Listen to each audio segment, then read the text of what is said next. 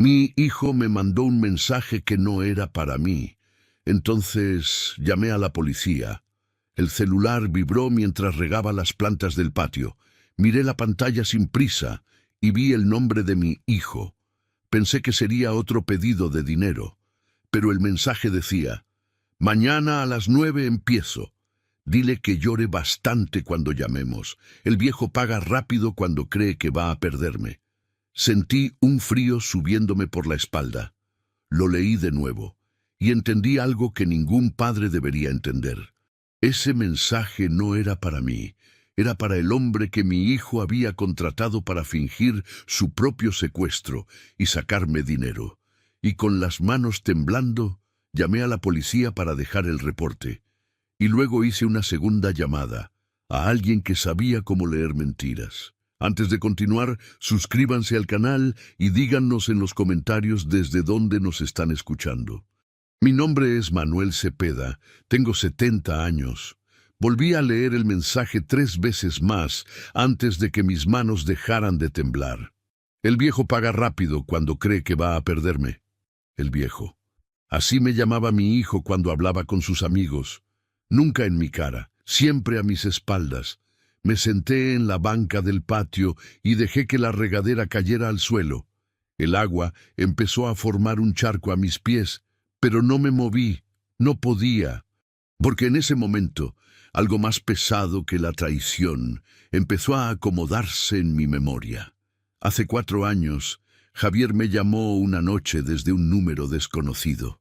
Lloraba, gritaba, decía que lo habían asaltado en la carretera hacia Querétaro, que le quitaron el coche, que le dieron una golpiza, que necesitaba 50,000 pesos urgentes para pagar el hospital y el transporte de regreso. Yo no pregunté nada. Saqué el dinero de mis ahorros esa misma madrugada y se lo deposité. Cuando regresó 2 días después, tenía un moretón en la mejilla y vendas en las manos. Me agradeció, me abrazó. Dijo que sin mí no habría sobrevivido.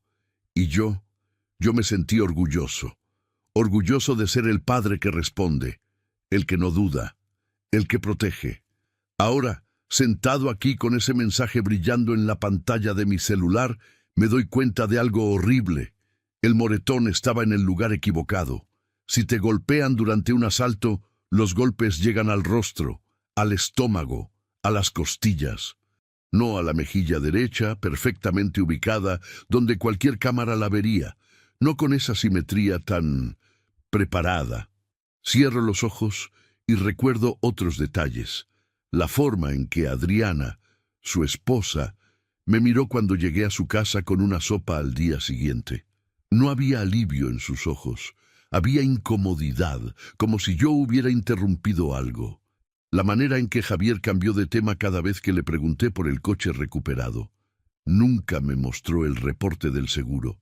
Nunca me dio detalles del hospital. Solo me decía: ya está, papá, ya pasó, mejor no recordarlo. Y yo lo dejé pasar. Porque un padre quiere creer que su hijo dice la verdad. Porque un padre necesita creer que el dinero que entrega salva vidas, no financia mentiras. Levanto el celular de nuevo y leo cada palabra del mensaje como si fuera un peritaje forense. Mañana a las 9 empiezo. Planeado con anticipación. Dile que llore bastante cuando llamemos. Adriana está involucrada. El viejo paga rápido cuando cree que va a perderme. No es la primera vez. Siento algo quebrarse dentro de mí, pero no es dolor. Es algo más frío, más afilado. Es claridad. Me levanto despacio y camino hacia la casa. El charco de agua queda atrás, junto con las plantas que ya no me importan. Entro a mi estudio y busco en el archivero viejo donde guardo papeles de años atrás. Facturas, recibos, transferencias bancarias. Y ahí está. El comprobante de depósito de hace 4 años. 50,000 pesos. Fecha exacta. Debajo de ese papel encuentro una nota que me dejó Javier esa semana, escrita a mano, con su letra descuidada. Gracias, papá. Sin ti no sé qué habría hecho. Te prometo que algún día te lo devuelvo. Nunca lo devolvió, porque nunca hubo nada que devolver. Cierro el archivero y regreso al patio. El sol ya está más bajo. Las sombras se alargan sobre el pasto mojado. Pienso en todos los momentos en que Javier me pidió dinero después de aquello, para el negocio que no salió, para la multa de tránsito que no esperaba, para la reparación urgente del coche de Adriana. Siempre con urgencia, siempre con drama, siempre con la promesa de devolverlo pronto, y yo siempre di, porque era mi hijo, porque un padre no deja que su hijo se hunda. Ahora entiendo que no se estaba hundiendo, me estaba hundiendo a mí, y lo peor de todo no es el dinero perdido. Lo peor es que en algún momento mi hijo aprendió que podía hacerlo, que podía inventar crisis, que podía fabricar sufrimiento, y que yo siempre estaría ahí para pagar. Miro el mensaje una última vez antes de que la pantalla se apague, y en ese momento tomo una decisión que ningún padre debería tomar. No voy a detenerlo, voy a dejarlo avanzar, porque necesito saber hasta dónde es capaz de llegar mi propio hijo. Entendí que yo no era la primera víctima de mi propio hijo. Esa noche apenas dormí. Cada ruido me despertaba, cada vibración del celular me sobresaltaba. Me quedé en la sala oscura, con el teléfono sobre la mesa y los ojos fijos en la pantalla apagada. A las 6 de la mañana, cuando la luz empezó a colarse por las cortinas, tomé una decisión fría y calculada. No iba a confrontarlo, no iba a llamarlo para preguntarle qué significaba ese mensaje. Iba a dejarlo seguir adelante, porque necesitaba verlo actuar. Necesitaba confirmar que mi hijo realmente era capaz de hacerme esto. Y sobre todo, necesitaba saber si Adriana estaba con él desde el principio. Me preparé un café que no pude tomar. El estómago me ardía como si hubiera tragado ácido. A las 8:30 de la mañana sonó el teléfono. Era Adriana. Don Manuel, buenos días. Su voz sonaba rara, temblorosa. Pero no era miedo real, era miedo actuado. Yo lo supe de inmediato, porque llevo años escuchando voces, décadas negociando con proveedores, clientes, jefes. Sé distinguir cuando alguien miente. Buenos días, Adriana, respondí con calma. ¿Pasa algo? Hubo una pausa larga, demasiado larga. Es Javier. Salió temprano esta mañana. Dijo que iba a ver a un cliente en Toluca, pero no me ha contestado el teléfono. Miré el reloj de la pared. 8:43. El mensaje decía, mañana a las 9 empiezo. Faltaban 17 minutos. ¿Ya intentaste llamarlo?, pregunté, manteniendo mi voz tranquila. Sí, don Manuel, varias veces. Me manda directo al buzón. Otra pausa. Estoy preocupada. La palabra preocupada salió con demasiado esfuerzo, como si la hubiera ensayado frente al espejo. Tal vez está en una junta, dije. Ya sabes cómo es cuando está con clientes. Sí, puede ser. Su voz bajó un tono, más suave, más manipuladora. Pero es que últimamente ha estado raro, como nervioso, como si algo lo estuviera preocupando. Ahí estaba, la semilla, el preludio, la construcción del personaje de Javier como víctima antes de que sucediera el secuestro. Cerré los ojos y respiré hondo. Si sigues sin contestar a mediodía, me avisas, dije. Seguro no es nada. Está bien, don Manuel, gracias. Colgó, y yo me quedé ahí, sosteniendo el teléfono con las manos frías, entendiendo algo peor que la traición. Adriana no solo estaba involucrada, ella también actuaba bien. A las 9:15 de la mañana, el teléfono volvió a sonar. Era ella otra vez, esta vez llorando. Don Manuel, por favor. Javier sigue sin contestar y encontré su coche. ¿Dónde? En un estacionamiento cerca de la central de autobuses. Las puertas entornadas y el coche mal estacionado, como dejado con prisa. Su voz se quebró en un sollozo que sonó estudiado. Perfecto. Ensayado.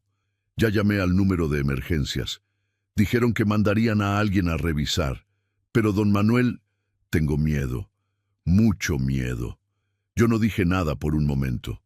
porque si hablaba, iba a gritar. «Voy para allá», dije finalmente. «Gracias, don Manuel, gracias». Colgué. Me quedé mirando la pared de mi sala. Las fotos familiares colgadas ahí.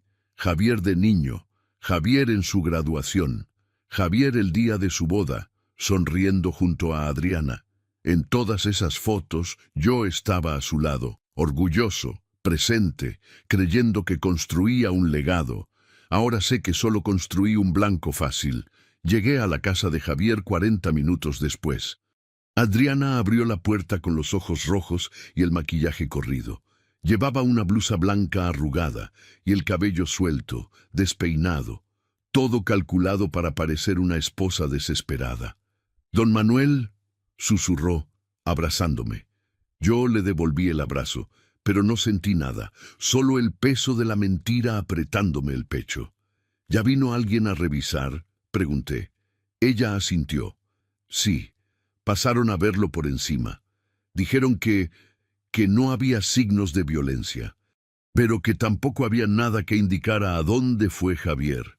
Se limpió las lágrimas con el dorso de la mano. «Dijeron que esperáramos, que tal vez regrese solo, que a veces las personas desaparecen por voluntad propia». Esa última frase la dijo mirándome directamente a los ojos, como si quisiera ver mi reacción, como si estuviera midiendo cuánto tiempo tardaría en romperme. «Javier no desaparecería sin avisar», dije. «Algo le pasó». Ella asintió, mordiéndose el labio. «Eso mismo les dije. Pero dijeron que no pueden hacer nada hasta que pasen 24 horas. 24 horas, el tiempo perfecto para que el terror se incube, para que la desesperación crezca, para que un padre empiece a imaginar lo peor». «Voy a buscar en el estacionamiento yo mismo», dije. «Yo voy con usted», negué con la cabeza. «Quédate aquí, por si llama». Ella dudó, pero finalmente asintió. «Está bien, pero por favor, avíseme cualquier cosa». Salí de esa casa sintiendo el aire pesado, denso, como si la mentira tuviera olor. Y mientras caminaba hacia mi coche, miré el reloj. 9:52 de la mañana. Demasiado cerca del horario que decía el mensaje. El plan estaba en marcha, y yo era el único que sabía que esto no era un secuestro, era un robo disfrazado de tragedia. La desaparición ocurrió demasiado cerca de la hora que marcaba el mensaje. El teléfono sonó a las 3 de la tarde. Yo estaba en mi casa, sentado en el mismo sillón donde había pasado la noche anterior, cuando la pantalla se iluminó con un número desconocido. No era el celular de Javier, era un número con Lada de Michoacán. Respiré hondo y dejé que sonara 3 veces antes de contestar. Necesitaba parecer nervioso, necesitaba sonar como el padre que no sabe nada. «¿Bueno?». Hubo silencio del otro lado. Luego, una voz grave, rasposa, con un acento forzado. «Don Manuel». Y ahí fue cuando supe que todo era mentira, porque esa voz me llamó Don Manuel. No señor Cepeda, no Manuel, no viejo. Don Manuel, exactamente como Javier me llama, como me ha llamado desde que tenía 20 años. Una costumbre que aprendió de su abuelo, una forma de hablarme que nadie más usa. Tal vez para cualquiera habría pasado desapercibido, pero yo lo escuché como se escucha un secreto, por costumbre. Sentí un escalofrío recorrerme la espalda, pero mantuve la voz firme. «¿Quién habla?». «Eso no importa. Lo que importa es que tengo a su hijo». La voz intentaba sonar amenazante, pero había algo en ella que no encajaba. Un temblor sutil, una inseguridad que delataba el guión. «¿Dónde está Javier?», pregunté. «¿Qué le hicieron?». «Está bien, por ahora, pero eso depende de usted». «¿Qué quieren?». 200,000 pesos, en efectivo. Mañana a las 6 de la tarde.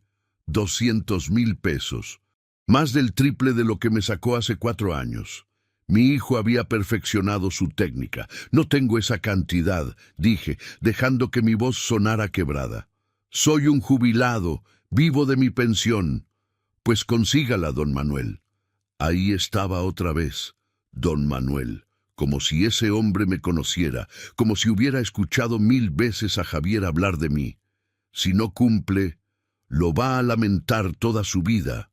La amenaza quedó flotando en el aire, menos teatral, más fría. «Por favor», supliqué, fingiendo desesperación, «no le hagan daño. Yo busco el dinero, se los juro. Más le vale, le vamos a llamar mañana para decirle dónde dejarlo. ¿Puedo hablar con él? Necesito saber que está vivo». Hubo una pausa larga. Luego escuché ruidos de fondo, pasos, una puerta que se abrió, y la voz de Javier. «¿Papá?». Sonaba aterrado, roto, desesperado. Pero yo lo conocía demasiado bien. Conocía su voz cuando realmente tenía miedo. La había escuchado cuando era niño y se cayó del árbol en el patio. La había escuchado cuando le dio apendicitis a los 14 años. Esta no era esa voz. Esta era la voz de alguien actuando. «Javier, hijo, ¿estás bien? ¿Te lastimaron? Papá, por favor, haz lo que te piden, por favor. Yo tengo miedo». Su voz se quebró en un sollozo que sonó tan falso como el llanto de Adriana esa mañana. «Tranquilo, hijo, voy a conseguir el dinero, te lo prometo». «Gracias, papá, gracias». La línea se cortó, y yo me quedé ahí, sosteniendo el teléfono contra mi oreja, sintiendo cómo algo dentro de mí se endurecía aún más, porque no solo había escuchado la mentira, había escuchado la falta de respeto, la certeza absoluta de que yo iba a pagar sin preguntar, sin dudar, sin cuestionar, porque siempre lo había hecho, pero esta vez había algo diferente. Esta vez yo había grabado todo para tener evidencia y no quedarme solo con mi palabra. Desde el momento en que contesté la llamada, activé la grabadora de voz de mi celular, una función que aprendí a usar hace años cuando empecé a tener problemas de memoria y necesitaba grabar recordatorios. Nunca pensé que la usaría para esto. Reproduje la grabación completa, la voz del supuesto secuestrador, diciéndome «Don Manuel» 2 veces. La amenaza, la actuación de Javier fingiendo terror. Todo estaba ahí. Guardé el archivo con fecha y hora. Luego hice algo que ningún padre debería hacer. Busqué en mis contactos el número de un viejo compañero de trabajo, Comandante Felipe. Nos conocimos hace 15 años, cuando la empresa donde yo trabajaba tuvo un problema con robo de mercancía. Él llevó la investigación. Cenamos un par de veces después de que se resolvió el caso. Me cayó bien. Era un hombre serio, directo, de los que no pierden tiempo.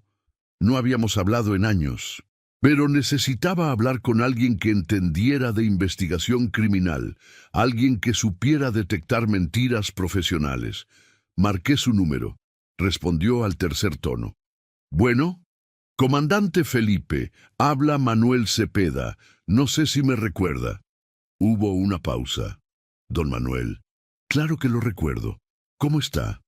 Necesito su ayuda. Es urgente». Su voz cambió de inmediato. Se puso alerta. «Dígame, creo que mi hijo fingió su propio secuestro para sacarme dinero». Silencio del otro lado. Luego, su voz, más baja. «¿Tiene pruebas? Tengo un mensaje que me mandó por error, y acabo de grabar la llamada del supuesto secuestrador. No salga. Voy con otros agentes, y no le diga nada a nadie». Colgó. Y yo me quedé mirando el celular, sintiendo que acababa de cruzar una línea que no tenía regreso. Porque cuando un padre llama a la policía contra su propio hijo, algo se rompe para siempre. Pero tal vez eso era exactamente lo que necesitaba romperse. Manuel grabó todo. El comandante Felipe llegó a mi casa menos de 1 hora después. Lo reconocí de inmediato, aunque habían pasado años. Seguía siendo el mismo hombre delgado, de mirada penetrante y camisa impecable. Pero ahora tenía más canas en las sienes y una expresión más cansada. «Don Manuel», dijo, estrechándome la mano, «lamento que nos volvamos a ver en estas circunstancias». Lo hice pasar a la sala. No ofrecí café.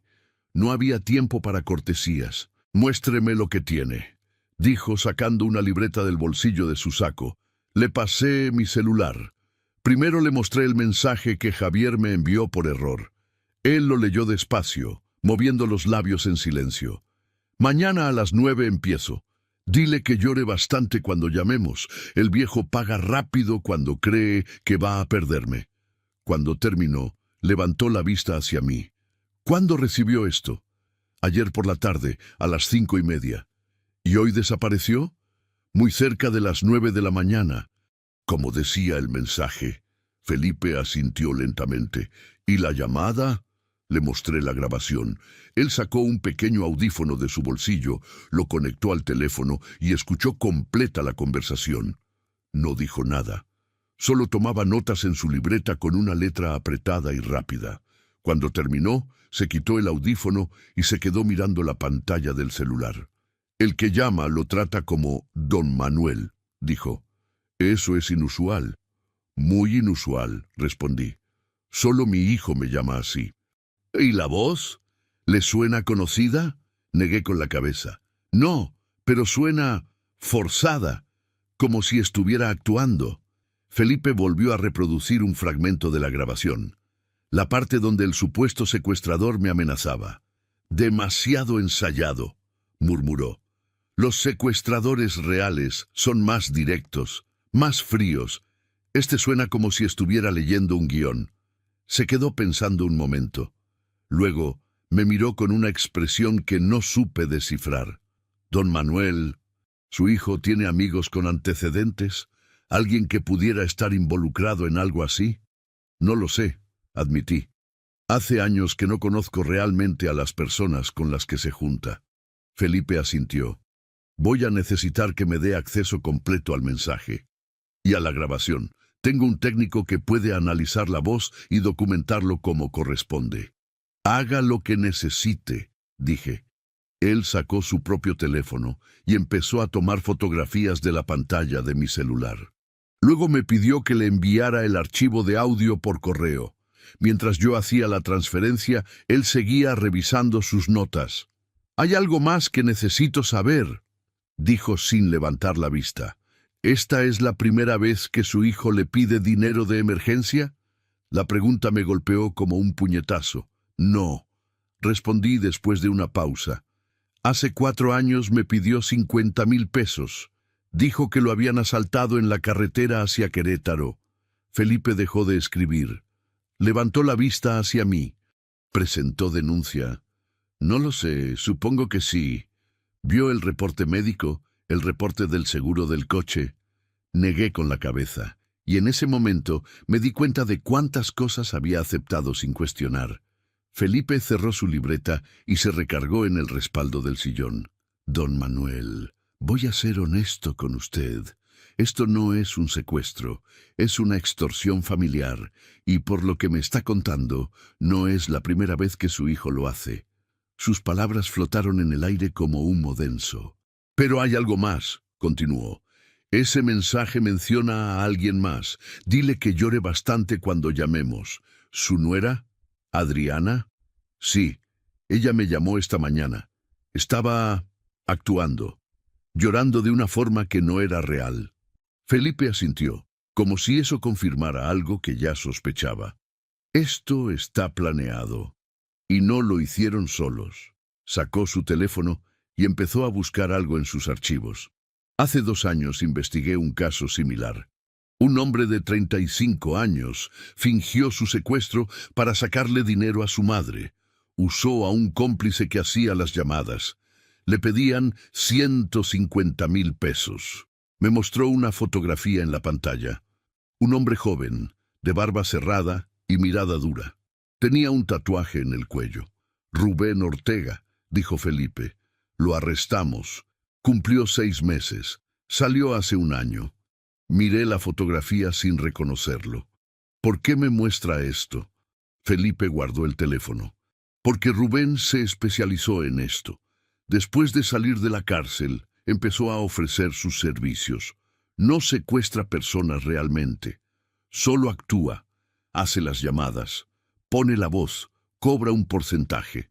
Sentí un escalofrío. «¿Cree que es él quien está ayudando a mi hijo?» Creo que es muy probable. Voy a cotejar la grabación con las que tenemos de Rubén en archivo. Si es él, lo vamos a saber en menos de 24 horas. Se puso de pie y guardó su libreta. Mientras tanto, usted va a seguir actuando como si no supiera nada. Va a conseguir el dinero, va a parecer desesperado, va a hacer exactamente lo que ellos esperan. ¿Por qué? Porque necesitamos atraparlos en el acto, con el dinero en la mano, con pruebas sólidas. Si los confronta ahora, van a negar todo, van a decir que fue un malentendido, que el mensaje era una broma. Tenía razón, pero la idea de seguir fingiendo, de seguir actuando como el padre ingenuo, me revolvía el estómago. ¿Y si realmente le hacen daño?, pregunté. Felipe me miró con una expresión que mezclaba compasión y realismo. Don Manuel, su hijo no está en peligro. Él es el peligro. Esas palabras se clavaron en mi pecho como astillas. Felipe caminó hacia la puerta, pero antes de salir se detuvo. Una cosa más, dijo. Si la voz en la grabación es de Rubén, su hijo ya sabía cómo hacerlo. Me miró directo a los ojos. Esta vez solo lo planeó mejor. Esa noche saqué el dinero del banco. 200,000 pesos en billetes de 500 y 1,000. La cajera me miró con preocupación cuando pedí el retiro completo de mi cuenta de ahorros. ¿Está seguro, don Manuel? Es mucho efectivo. Estoy seguro, respondí. No le dije que era para salvar a mi hijo de un secuestro falso. No le dije que cada billete era una prueba más de mi ingenuidad. Guardé el dinero en una bolsa de lona vieja y salí del banco sintiendo el peso en mis manos. Pero no era el peso del dinero. Era el peso de 30 años de trabajo convertidos en un instrumento de traición. El comandante Felipe me llamó esa misma tarde. Es él, dijo sin preámbulos. La voz en la grabación coincide con Rubén Ortega, un número que ya había aparecido en otros casos parecidos. Cerré los ojos. Confirmado. Mi hijo había contratado a un criminal profesional para robarme. ¿Qué sigue?, pregunté. Mañana le van a llamar para decirle dónde dejar el dinero. Cuando lo hagan, usted va a aceptar todo sin dudar. Va a sonar asustado, roto, desesperado. No va a ser difícil, murmuré. Felipe continuó. Mientras tanto, voy a preparar algo. Voy a marcar los billetes. No le voy a explicar detalles técnicos, pero si alguien toca ese dinero, lo vamos a saber. Y después, vamos a seguirlos. Vamos a ver a dónde llevan el dinero.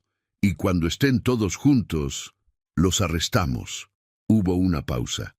Don Manuel, ¿está listo para esto?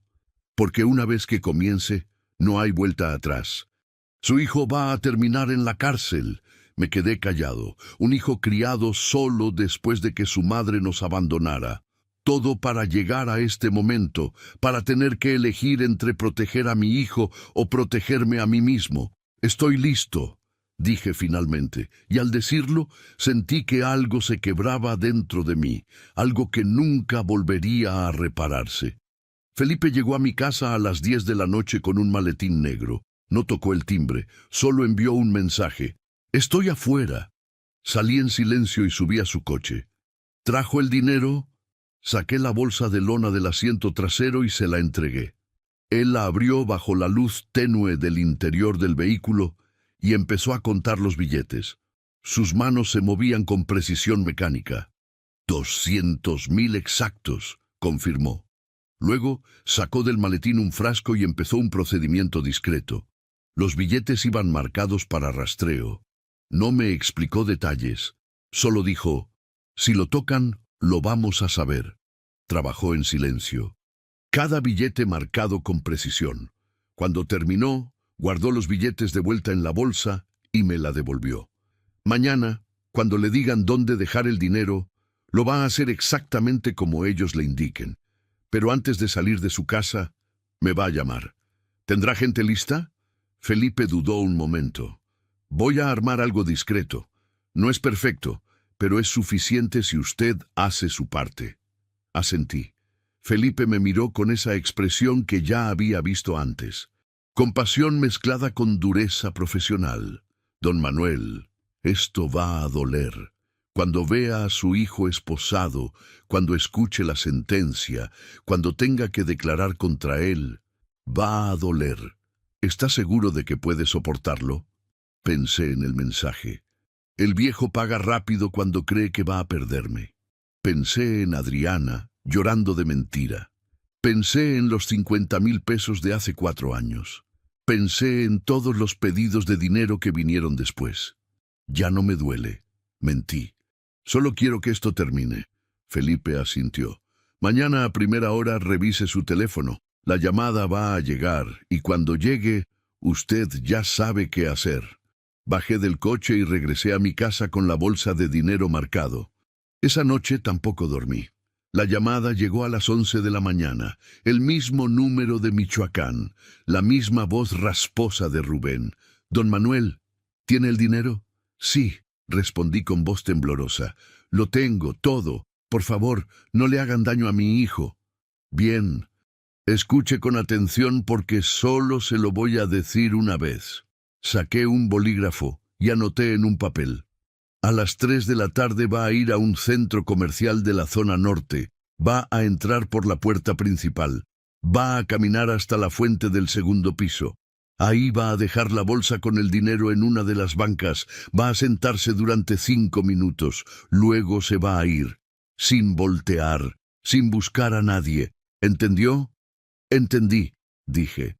Pero ¿puedo hablar con Javier? ¿Puedo saber que está bien?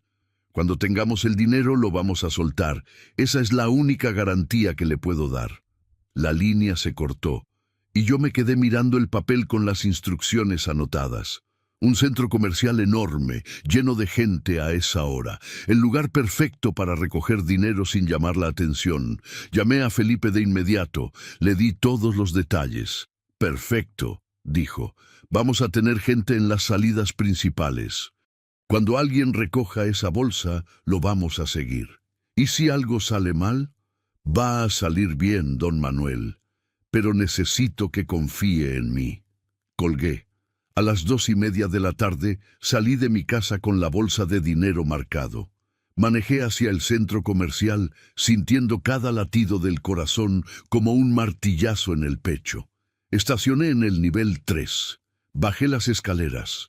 Entré por la puerta principal como me habían indicado. El centro comercial estaba lleno. Familias, parejas, adolescentes riendo. Nadie sabía que un hombre caminaba entre ellos con 200.000 pesos marcados en una bolsa. Llegué a la fuente del segundo piso. Dejé la bolsa en la banca indicada. Me senté durante 5 minutos exactos, mirando el reloj en mi muñeca. Cada segundo se sentía como una hora.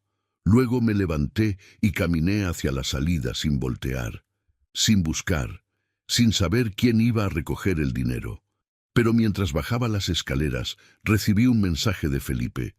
Alguien tomó la bolsa. «Lo estamos siguiendo. No va hacia un escondite, va hacia una cafetería». El dinero no iba hacia un lugar donde supuestamente tenían secuestrado a Javier. Iba hacia un café. Felipe me llamó pocos minutos después. Su voz sonaba tensa, controlada, pero había algo en ella que me hizo detener el coche en el estacionamiento. «Don Manuel, necesito que venga». «¿A dónde?» «Una cafetería pequeña, muy cerca del centro comercial. Estamos afuera». «¿Lo tienen?» Hubo una pausa larga. «Los tenemos a los dos». El corazón se me detuvo. «¿A los dos?» Su hijo está adentro, con Rubén, contando el dinero. Llegué a la cafetería poco después. Había algunas patrullas estacionadas en la calle, pero sin las luces encendidas. Agentes vestidos de civil parados en las esquinas. Una camioneta negra bloqueando la salida trasera. Felipe me esperaba en la acera. «¿Está seguro de que quiere entrar?», preguntó. No respondí. Solo caminé hacia la puerta de cristal. Él me detuvo con una mano en el hombro. «Don Manuel, lo que va a ver ahí dentro va a cambiar todo. No hay vuelta atrás después de esto». «Ya no hay vuelta atrás desde el momento en que leí ese mensaje», dije. Felipe asintió. Hizo una señal a 2 de sus agentes y entramos. La cafetería era pequeña. Apenas 6 mesas, paredes color crema, olor a café recién hecho y pan dulce. Y ahí, en la mesa del fondo, estaban ellos, Javier y Rubén. Mi hijo llevaba una camisa azul que yo le había regalado en su cumpleaños. Tenía el cabello peinado hacia atrás, sin un rasguño, sin una marca, sin señales de violencia.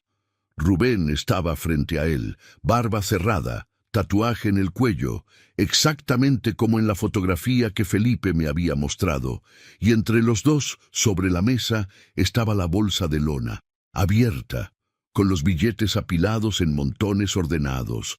Los estaban contando, y se reían como dos amigos que acaban de cerrar un buen negocio. Rubén decía algo que no alcancé a escuchar, y Javier asentía sonriendo, tomando un trago de su café.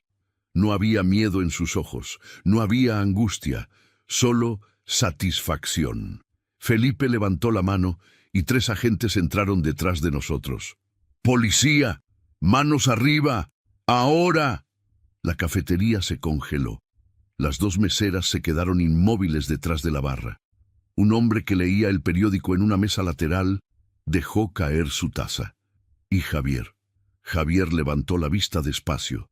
Primero vio a los agentes, luego a Felipe, y finalmente me vio a mí. Nuestras miradas se encontraron a través de la cafetería, y en ese instante vi cómo su expresión pasaba del shock a la comprensión. Entendió que yo lo sabía, que siempre lo había sabido, que había jugado su juego hasta el final. «Papá», fue lo único que alcanzó a decir antes de que uno de los agentes lo agarrara del brazo y lo pusiera de pie. Rubén intentó levantarse, pero otro agente lo empujó contra la mesa. «¡No se muevan! ¡Las manos donde las pueda ver!». Felipe caminó hacia la mesa y tomó uno de los billetes. Sacó una pequeña lámpara ultravioleta y la encendió sobre los billetes. Brillaron con un tono azul fluorescente. «Dinero marcado», dijo en voz alta. «Rubén Ortega y Javier Cepeda quedan arrestados por extorsión, fraude y simulación de delito». Rubén bajó la cabeza, derrotado, pero Javier me seguía mirando. «Papá, yo puedo explicar». «No», lo interrumpí. Mi voz sonó más fría de lo que esperaba, más dura. «No puedes explicar nada». Caminé hacia él despacio. Los agentes me dejaron pasar. Me detuve a 1 metro de distancia. Javier tenía los ojos húmedos, los labios temblando, la cara descompuesta. «Papá, por favor, yo necesitaba el dinero. Tengo deudas, Tienes un problema», dije, «y ese problema soy yo». Él negó con la cabeza. «No, papá, no es así. Tu problema es que siempre supiste que ibas a pagar, que nunca ibas a preguntar, que nunca ibas a dudar». Levanté el celular y le mostré la pantalla, el mensaje que me envió por error. «Mañana a las 9 empiezo. Dile que llore bastante cuando llamemos. El viejo paga rápido cuando cree que va a perderme». Vi cómo su rostro se descomponía aún más. «Tu error no fue planear esto», continué. «Tu error fue creer que yo era tan estúpido como pensabas». Uno de los agentes le puso las esposas. El clic metálico resonó en el silencio de la cafetería. Javier bajó la cabeza, y yo me di la vuelta. No quería ver más, no quería escuchar más excusas. Salí sintiendo el aire frío golpeándome la cara. Felipe salió detrás de mí. «Don Manuel, hay algo más que necesita saber». Me detuve. «Adriana también está involucrada. La llamada que le hizo esta mañana fue parte del plan. Encontramos mensajes entre ella y su hijo coordinando todo». Cerré los ojos. Por supuesto que estaba involucrada. «¿Dónde está?» «Tenemos una patrulla en camino a su casa. Va a ser arrestada en los próximos minutos». Asentí. No sentí nada, ni alivio, ni tristeza, solo un vacío profundo. Felipe me puso una mano en el hombro. «Hizo lo correcto, don Manuel». «¿Lo correcto?», repetí sin mirarlo.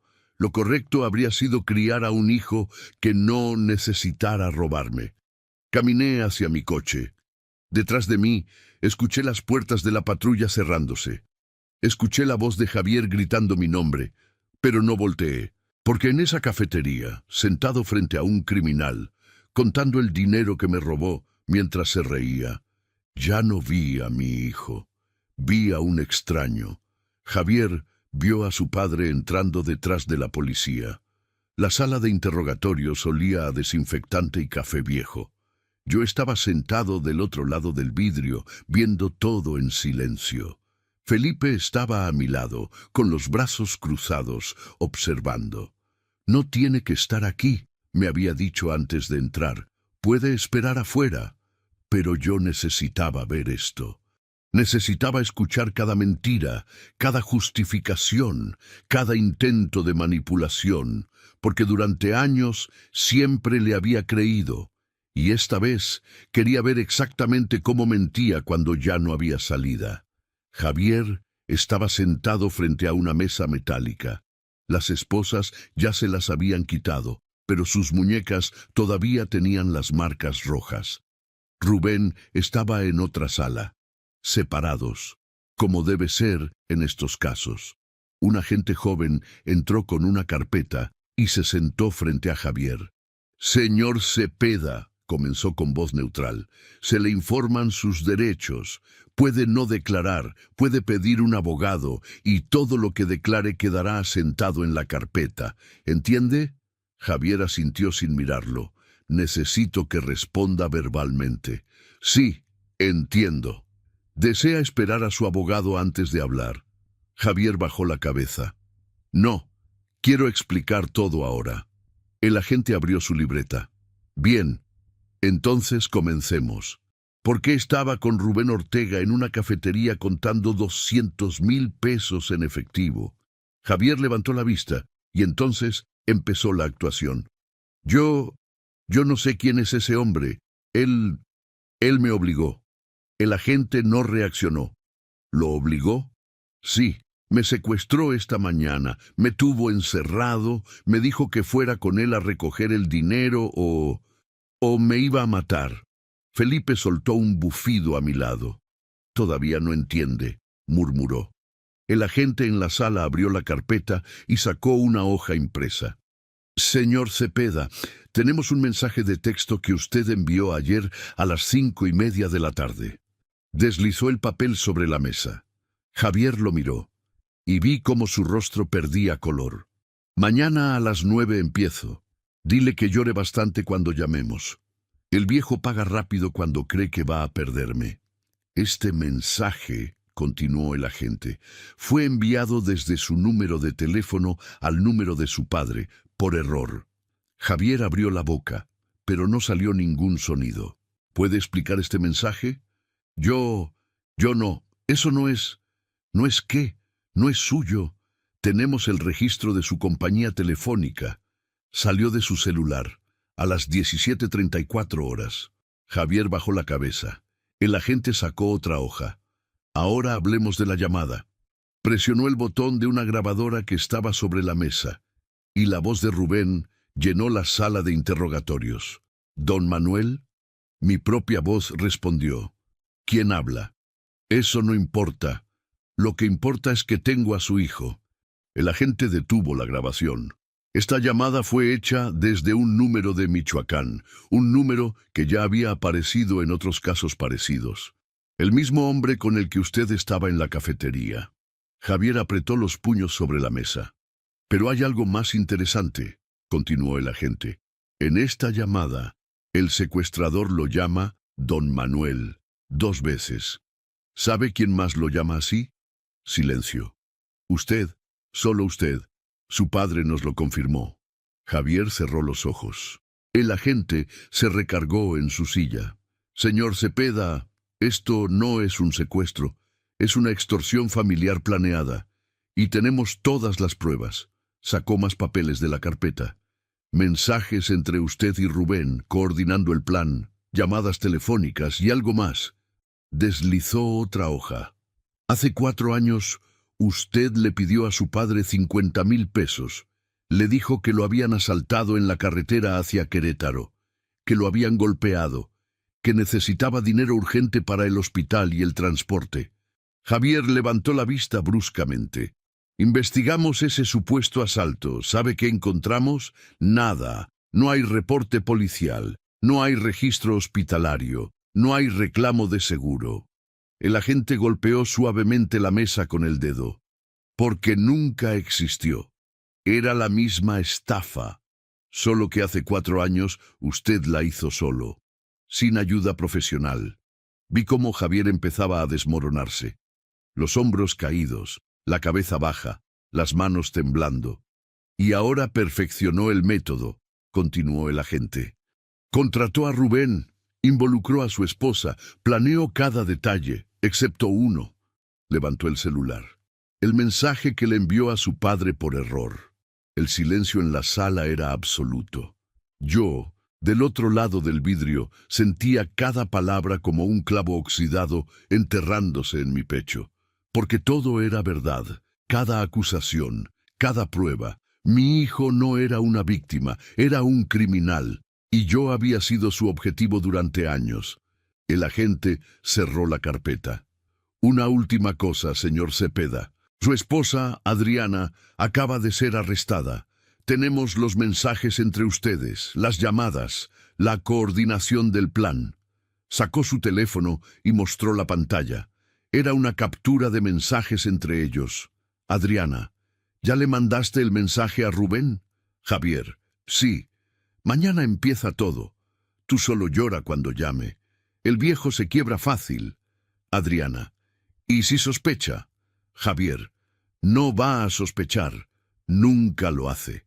La fecha, 2 días antes del supuesto secuestro. Javier se cubrió la cara con las manos. Y en ese momento dejó de negar. Dejó de actuar, dejó de mentir. Yo necesitaba el dinero, susurró.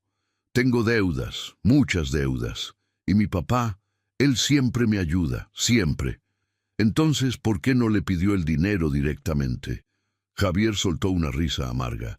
Porque ya le había pedido demasiado, ya no podía pedirle más. Entonces pensé que si él creía que yo estaba en peligro, pagaría sin preguntar. El agente no dijo nada, solo lo dejó hablar. Y funcionó, continuó Javier. Hace 4 años funcionó y ahora iba a funcionar de nuevo. Levantó la vista hacia el vidrio, como si supiera que yo estaba del otro lado. Perdón, papá, dijo con la voz quebrada. Perdón. Felipe me miró. ¿Quiere entrar? Negué con la cabeza, porque no había nada que decir. No había perdón que dar, solo había consecuencias. Y mi hijo acababa de encontrarlas. Adriana también estaba involucrada. Meses después, el caso avanzó. Javier terminó en prisión. Adriana quedó bajo medidas y seguimiento mientras avanzaba el proceso. Y Rubén, por reincidencia, no salió. Yo estuve en la sala del juzgado el día de la lectura. No porque quisiera estar ahí, sino porque necesitaba ver el final de algo que empezó mucho antes de ese mensaje erróneo. Javier entró esposado, con uniforme de recluso, la cabeza rapada y la mirada baja. Ya no parecía el hombre que contaba dinero riéndose en una cafetería. Parecía exactamente lo que era. Un hijo que traicionó la confianza de su padre y ahora pagaba el precio. El juez leyó la resolución del caso con voz monótona. Citó las pruebas, los testimonios, las leyes violadas. Cuando terminó, Javier me buscó con la mirada entre el público y yo lo sostuve. No aparté los ojos, no bajé la cabeza, porque ya no era el padre que siempre perdonaba. Era el hombre que había aprendido a ver la verdad. Después de la resolución, me permitieron hablar con él. 5 minutos en una sala de visitas con una mesa metálica entre nosotros y un guardia en la puerta. Javier se sentó frente a mí con las manos esposadas apoyadas sobre la mesa. «Papá», comenzó. «No», lo interrumpí. «Esta vez vas a escucharme tú». Él cerró la boca. Me recargué en la silla y lo miré como si lo viera por primera vez. Durante 4 años me preguntaba qué había hecho mal, dije. ¿Qué error cometí como padre para que mi hijo necesitara robarme? Si te di demasiado, o si te di muy poco. Javier bajó la vista. Pero la verdad es más simple que eso, continué. No fue lo que te di, fue lo que nunca te pedí a cambio. Levanté la mano cuando intentó hablar. Te enseñé a recibir, pero nunca te enseñé a dar. Te enseñé que yo siempre estaría ahí, pero nunca te enseñé que eso tenía un límite. Mi voz se mantuvo firme, sin rabia, sin dolor, solo con la claridad de alguien que finalmente entiende. Y tú aprendiste que podías inventar crisis, que podías fabricar emergencias y que yo siempre, siempre iba a pagar. Javier tenía los ojos llenos de lágrimas. Papá, yo sé que no hay excusa. Sé que lo arruiné todo, pero ¿algún día vas a poder perdonarme? Esa pregunta flotó en el aire denso de la sala, y yo pensé en todas las veces que lo perdoné antes.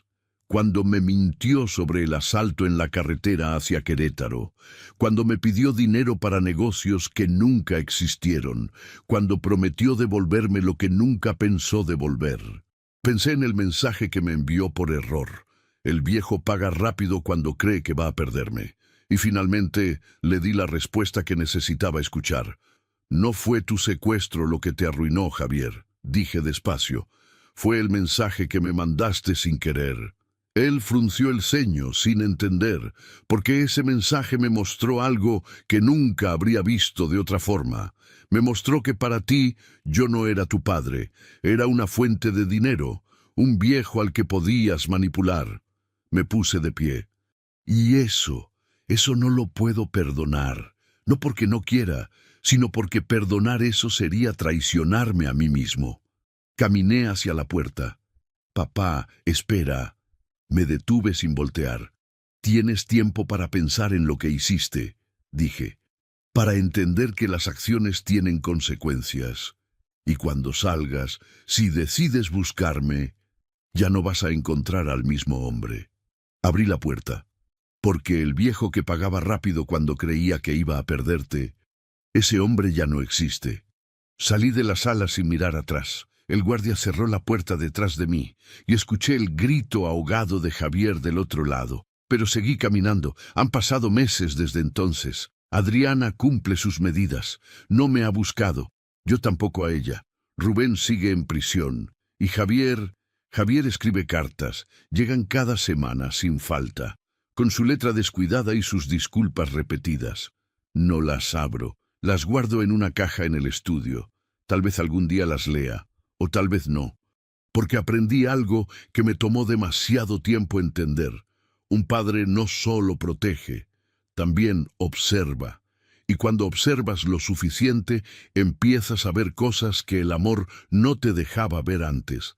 Empiezas a ver que no todos los gritos de auxilio son reales, que no todas las emergencias necesitan rescate, que a veces el amor más grande que puedes dar es dejar que las consecuencias hagan su trabajo, porque cuando un hijo aprende que puede manipular a su padre, no está aprendiendo a sobrevivir, está aprendiendo a destruir, y yo ya no quiero ser parte de esa destrucción. Anoche, mientras regaba las plantas del patio, mi celular vibró con un mensaje. Por un momento, mi corazón se detuvo, pensando que era otro error, otra mentira, otra traición disfrazada de emergencia.